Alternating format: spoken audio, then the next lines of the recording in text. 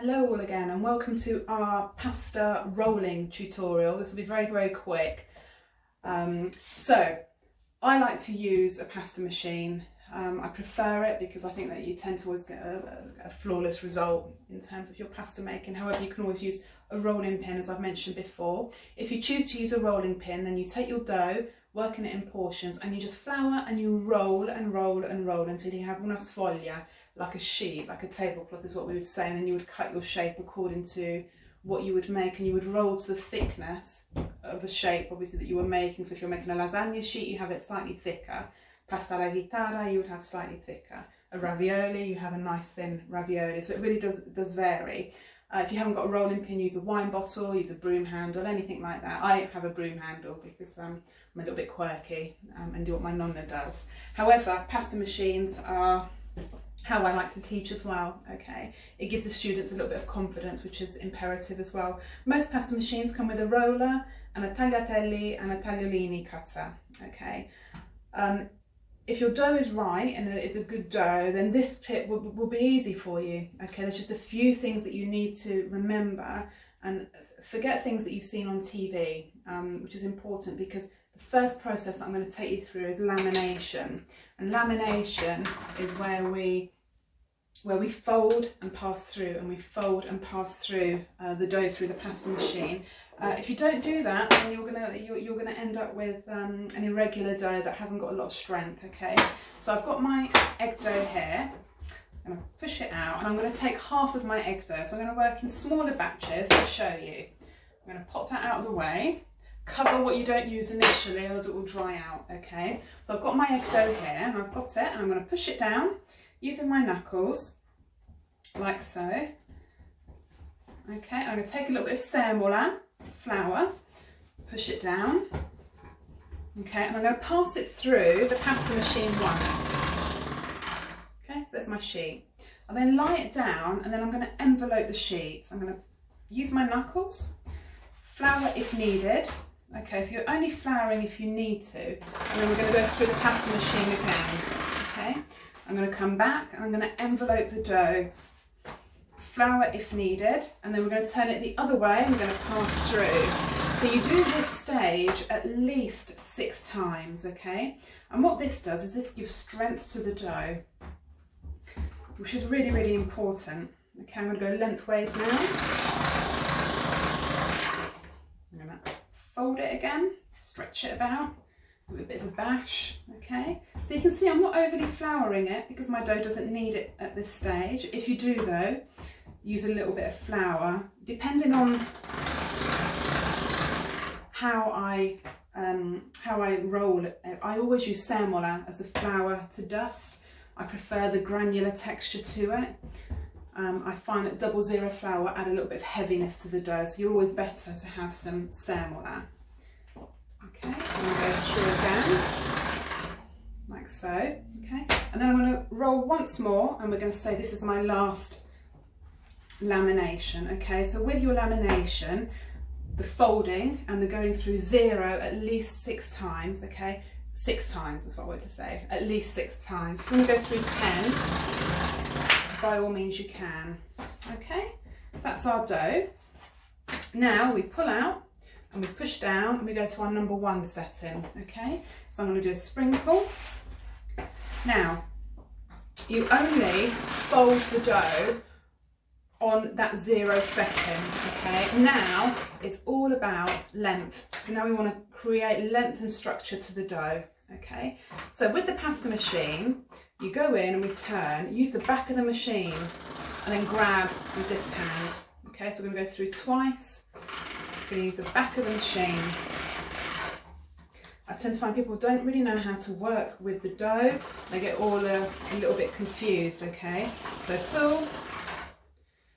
I'm going to go through here, like so, and we're going to pull the dough.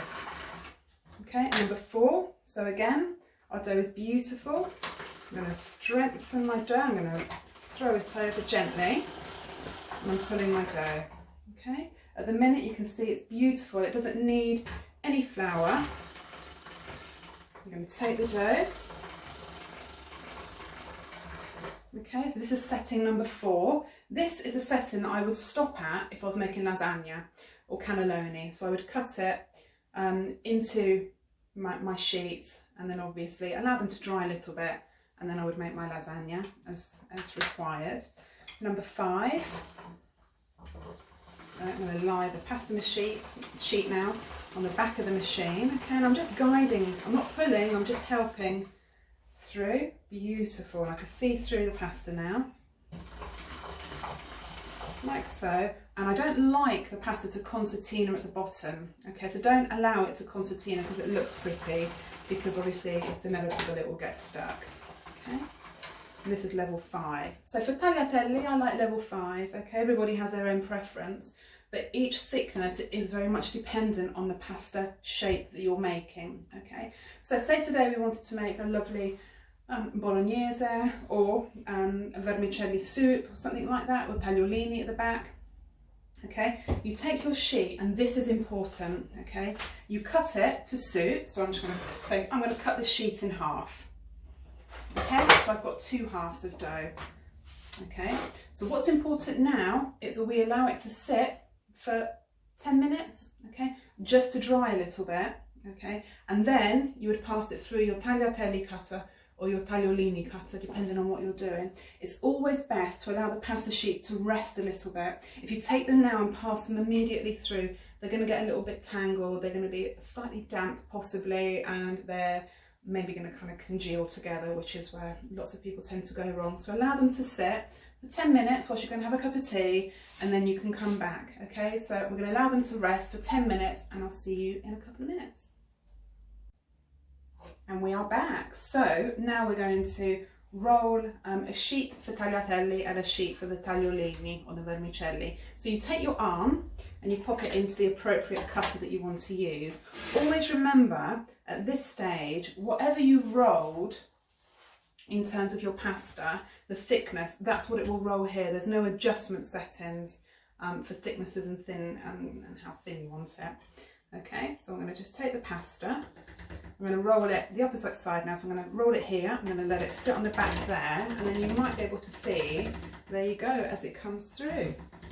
Okay, and by allowing the pasta to just dry for a little bit, they're all completely individual, and these are your tagliatelle, sorry.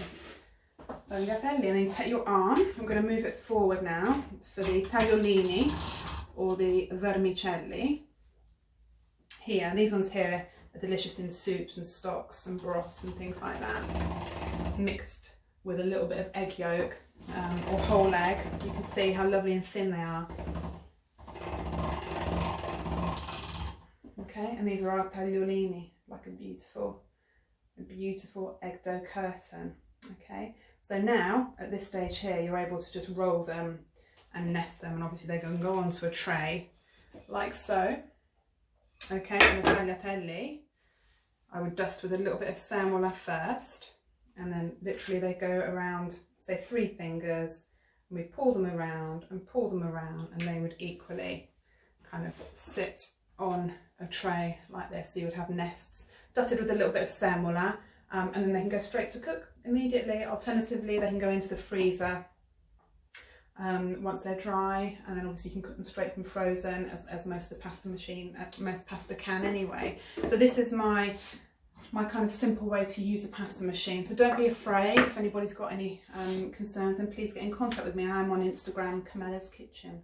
So thank you very much, and enjoy how to make your own pasta.